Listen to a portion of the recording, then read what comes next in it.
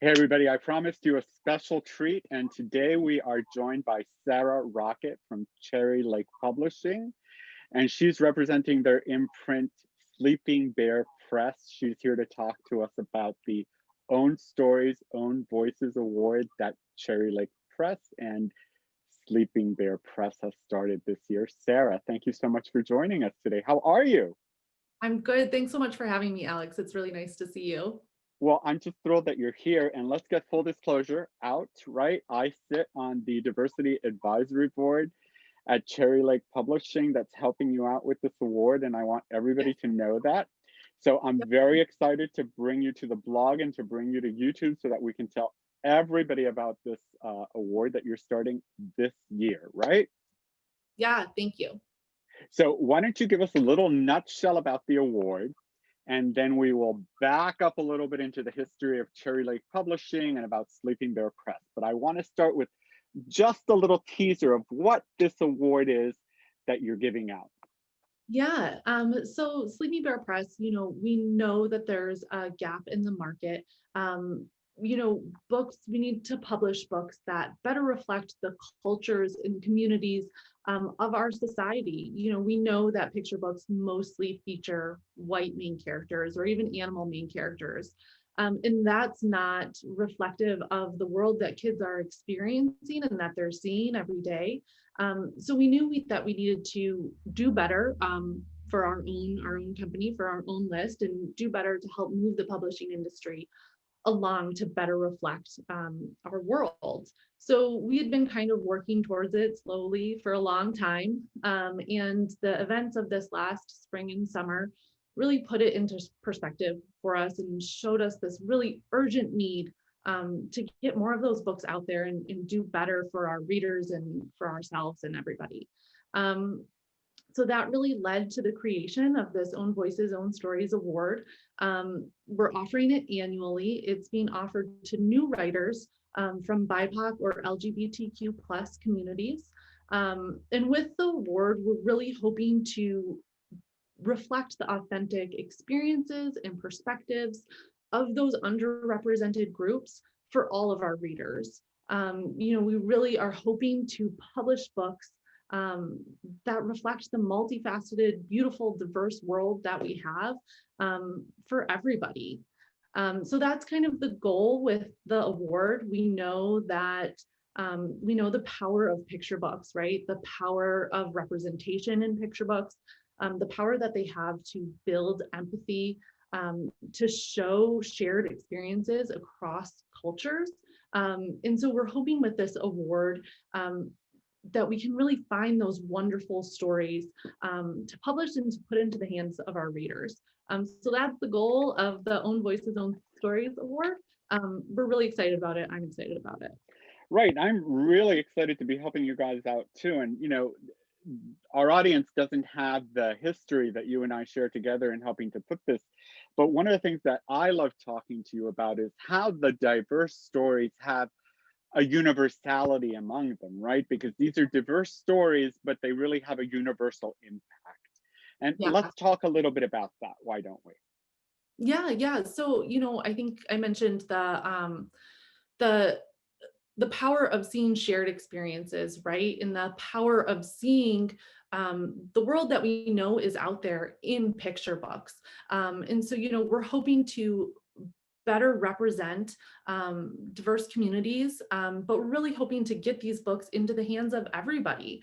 And I think that really should be the goal of publishing companies. We want kids of all communities to see themselves in picture books, but we also want them to see everybody else in picture books too, right? So that is really our goal with this, is And to you're really moving that needle. So your goal is to not only move the needle, but to push the needle of the publishing world towards that direction. absolutely. I think that the publishing industry has always been it's a slow process. It takes a long time. Authors, I'm sure, know this. It takes a long time from submission to acquisition to sketches and art. And so I think because of that, the publishing industry has been slower to reflect the needs of communities and the needs of readers. And I think that's too bad. And so, Sleeping Bear Press, as a small publishing company, we feel like we need to help and we need to move the needle, like you said, and get those books out there. Right. Speaking as a minority author, I think minority authors also experience the case where they sometimes don't feel that their submissions are welcome in Yeah. the bigger houses or even the smaller houses. hmm Yeah, we, that is another goal. This project for us is, there's two prongs for it. Obviously, the main one is to get those books out into the hands of all of our readers. And the other one is to really recognize and amplify diverse voices. And I think that we are hoping to really serve those author communities. In a constructive way, in a way that really helps them and helps us and helps our readers. So we're offering two tiers of awards to the program. So we have the first tier, which is the grand prize. There's a cash prize along with our publishing contract.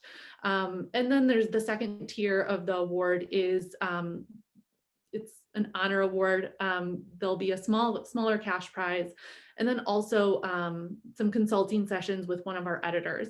So with that, we hope to really foster new authors, find new talent, get them up to speed, give them some insight into the publishing industry, in the hopes that they submit more to us. They continue submitting more to us and to other publishing companies, and it really kind of builds the pool of authors out there.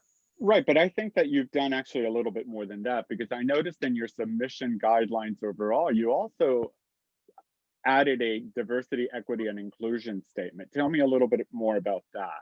Yeah, absolutely. I think as a publishing company, you write your submission guidelines and then you don't look at them for 5, 10 years. They just live on your website. And we noticed that that was a gap that we have. We obviously, we are committed to diversity and equity and inclusion. And so we added a line in our submissions that we're always looking for that. We welcome and encourage those submissions. I think I mentioned that Sleeping Bear Press has been moving towards a diverse list slowly. So our list doesn't always reflect that, but we're trying, and we really encourage those voices to submit to our standard submission process, not just to this award. So what would you say to somebody out there that says, oh, they're trying to channel all the minority submissions into this specific award? No, please don't. Submit to our standard submission process. We review that on a rolling basis, especially if you have published in the past, or you don't necessarily qualify exactly for the Own Voices, Own Stories award. Definitely submit to our standard submission process. We're always taking a look at that. As a small independent publishing company, we love new authors. We love new authors and fresh talent. It kind of gives us an opportunity to foster new talent. We've worked with a lot of people who have had their first book with us and then gone on to the major publishers, and we love being able to do that. We think it puts I think Kwame Alexander comes to mind, right? That's right. Yeah. Yeah. So that's, kind of a claim to fame for Sleeping Bear Press. We really enjoy helping new authors get their foot into the door in publishing. And I think that not only goes for authors, it also goes to illustrators as well. Absolutely. Correct?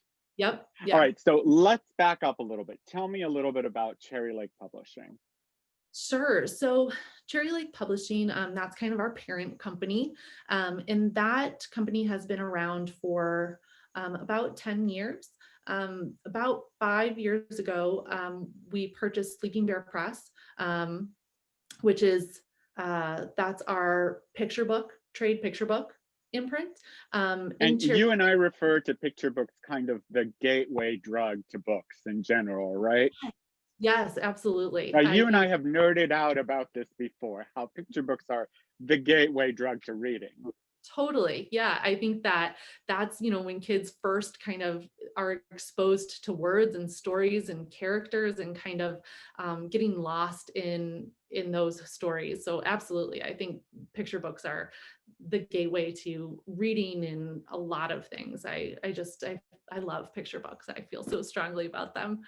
And Um, what's your position within Sleeping Bear and within Cherrylake in general? Yeah, so Cherrylake is we have a school library educational imprint, and I'm the editorial director over there. So I help select the books that we're publishing and, manage that process. On the Sleeping Bear Press side, I'm one of our senior editors who works to acquire and publish the picture books. Oh, Uh, well, I'm not going to let an acquisitional editor go by on my blog without asking her a few questions then, because I know that I have a lot of authors that are watching this. So I'm going to ask you you can tell how old I am by the next reference, the $64,000 question. What do you look for in a manuscript when you're reviewing? I look for. And by the way, I can read through BS. Do not make me cross-examine you, because I will. Got it. And I don't want that.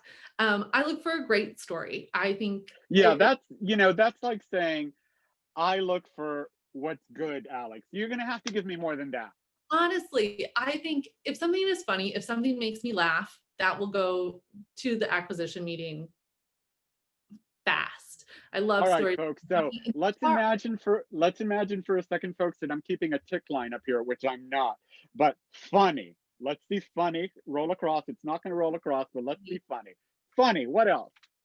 If it's a story that I can't wait to get to the end of, something that I'm excited to hear how it learns, or how it ends, something really engaging, those are great. I love those stories. If I'm interested, kids are going to be interested. Parents are going to be interested. Are you telling me you have the mind of a child? Is that what you're trying to say? I mean, I've been doing this for a long time, so It's I've okay. honed. I have the mind of a child too. Many people will tell you that. Yeah. So what else? What else do you look for?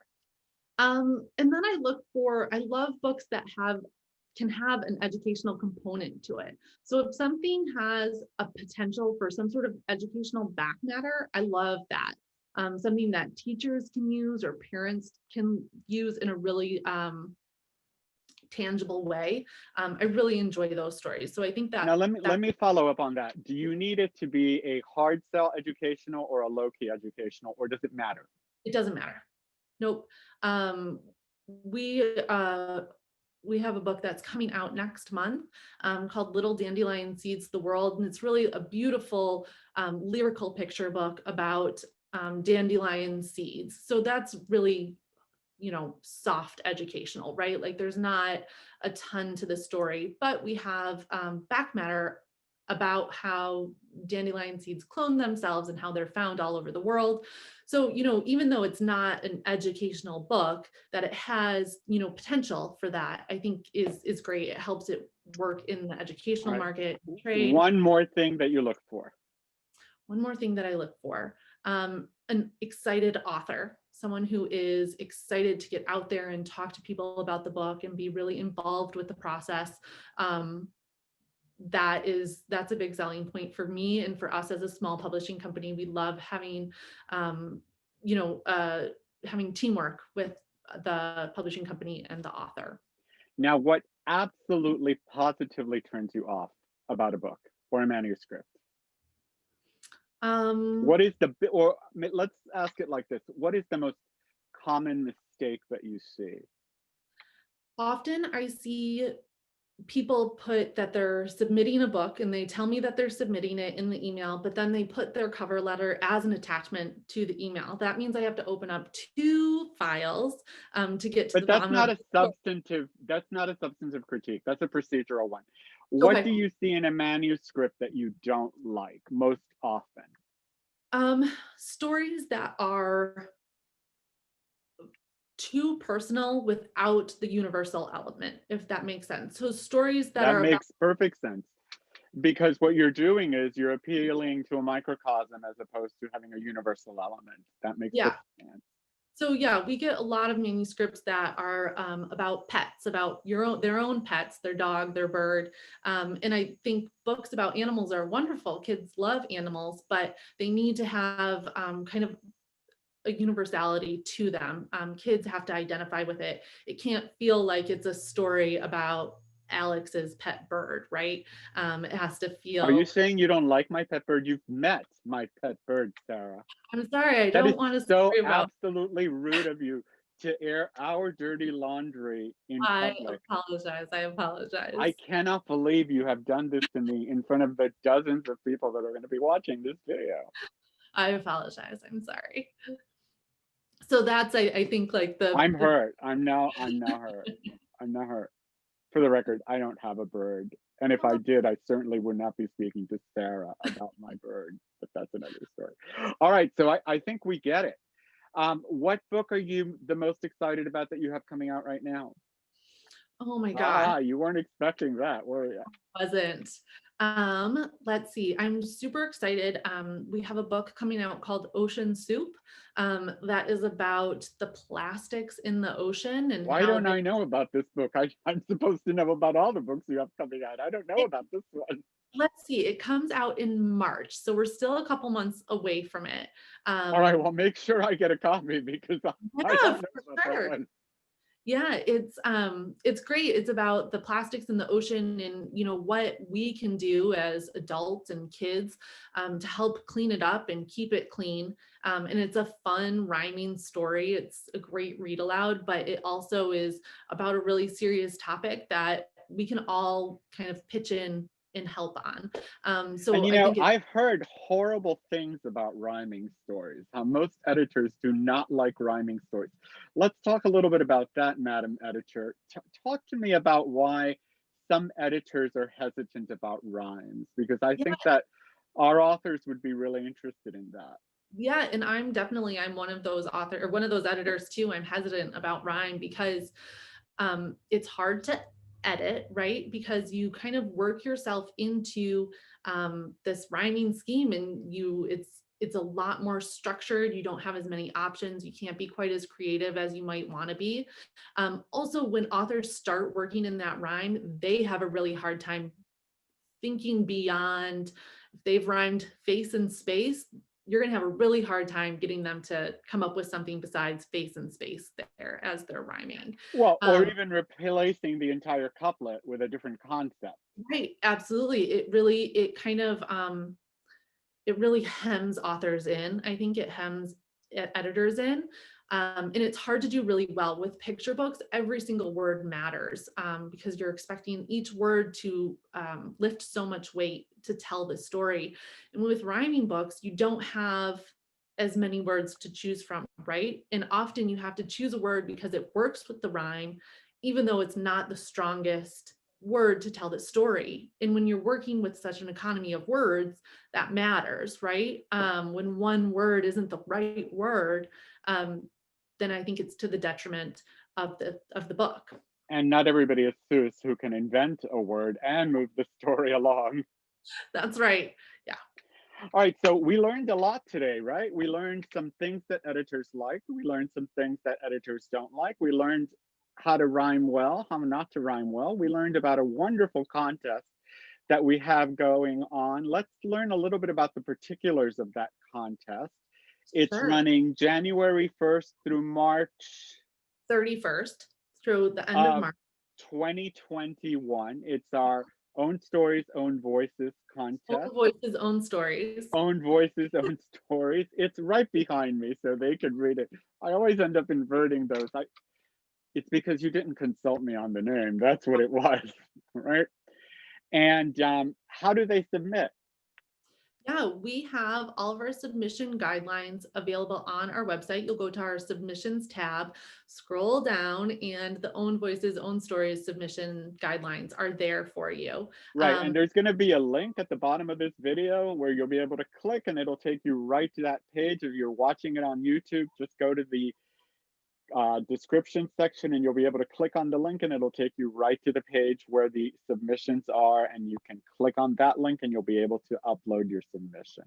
You'll also be able to see all the different guidelines there that you need to follow to see if you qualify to submit, and the structure and format. What else do you want to tell people about the contest? Anything else?